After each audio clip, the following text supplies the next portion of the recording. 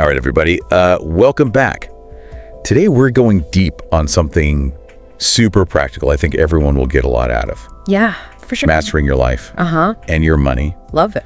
Before you hit that big 4-0. Big 4-0, that's right. You got a whole framework of 40 habits to unpack. That's a lot of habits. It is a lot, and trust me, some of these are going to really surprise you. I think one of the coolest things about this whole set of habits and this whole approach is that it's not about some radical overnight transformation or anything like that. Oh, wait. It's more like a blueprint for how to build a really solid foundation in your 20s and 30s. Okay. With small, consistent steps that can make a huge difference over time. I love that. Okay, so 40 habits, though. That's a lot to cover. It is. Where does someone even begin? Well, you can't build a house without a solid foundation, right? True. It's the same with your life. Okay. Financial stability is key. I think budgeting, saving consistently, and getting a handle on any debt you might have. You mentioned debt. That's a big one for, I think, a lot of people starting out. Huge. What's a practical first step to kind of tackle that? Yeah, absolutely. I mean, a lot of folks in their 20s and 30s are dealing with student loans or credit card debt. A great starting point is something called the snowball method. Hey? So you basically list your debts from smallest to largest. Okay. And then you focus on paying off that smallest one first. Okay. While making minimum payments on all the others. Got it. Once that smallest debt is paid off, you roll that payment amount over to the next smallest debt. Oh. And so you're kind of creating this snowball effect as you go. I like that snowball effect.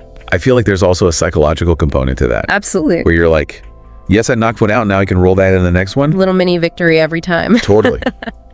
So we're financially stable now? What? So then you got to think about your career. Okay. Are you just working a job, or are you intentionally building a career that's in line with your goals and values? Yeah, and I think a lot of people in their 20s are still trying to figure that out. Yeah. Like, what are my values? Oh, sure. What are my goals? Where do I even want to be in 5 years, let alone 10 or 40? Absolutely. And, it's a process. Yeah. It's all about continuous learning. And I don't necessarily mean formal education, going back to school or anything like that. Yeah. It could be online courses. It could be reading industry publications, even just attending workshops and networking's huge. Yeah. Connect with people in your field. Go to industry events. Yeah. You never know what opportunities might come up. It's like almost building your professional toolbox, right? Totally. You're sharpening your skills, you're expanding your network. Exactly. And don't be afraid to take a little bit of a risk sometimes early in my career. Okay.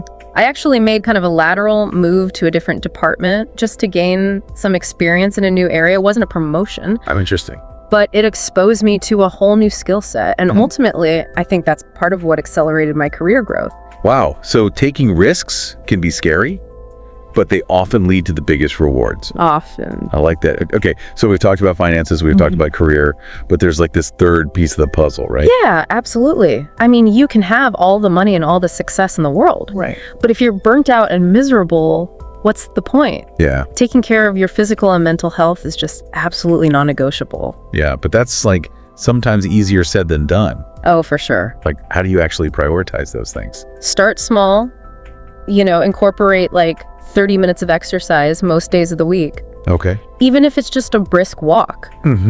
Swap out that sugary soda for a glass of water. Make time for things you actually enjoy. Yeah. Even if it's just 15 minutes of reading or listening to music. Those little things make a big difference for your mood and energy levels. Totally. It's like finding those little moments of joy and self-care throughout the day. Exactly. And you can't forget about your mental health either. Oh yeah, that's huge. Learn some, basic stress management techniques like deep breathing or meditation. Even 5 minutes of focused breathing can make a world of difference. Okay, I'm looking at this list of 40 habits, and I gotta admit, some of these seem a little bit unexpected to me. Oh yeah, like what? Like learn to say no. Yes. That's a habit. That's a huge one.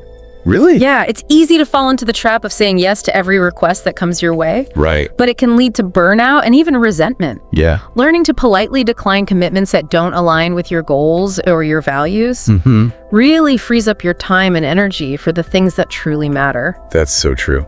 It's about setting boundaries, protecting your time. Okay, what about this one embrace failure?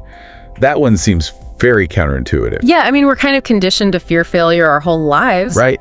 But it's honestly an essential part of growth. Okay. Think about when you were learning to ride a bike, you probably fell off a million times before you finally got it. It's the same in life. Every setback is a learning opportunity. It's a chance to look at what went wrong, adjust your approach, and come back even stronger. So these 40 habits, they're not just about checking boxes. Right. They're about creating a life of intention and fulfillment. Exactly. It's about designing a life that you actually love, one habit at a time. I love that so much to think about. Yeah. What's one habit that really stands out to you from this list? Something that our listeners could start working on today? You know, if I had to choose just one, it would be to start tracking your spending. Okay. It's like the foundation of financial awareness. You can use an app, a spreadsheet, even just a good old-fashioned notebook. Yeah. The key is to be consistent. Once you actually understand where your money's going, you can make informed decisions about saving, investing, and achieving your financial goals. Such a practical starting point. I love it. All right. Deep divers. It's time to take action. Which habit are you going to tackle first? Remember, small changes, they lead to big results, and it's never too early or too late to start building a life you love. That's right. We'll see you in the next deep dive. See ya.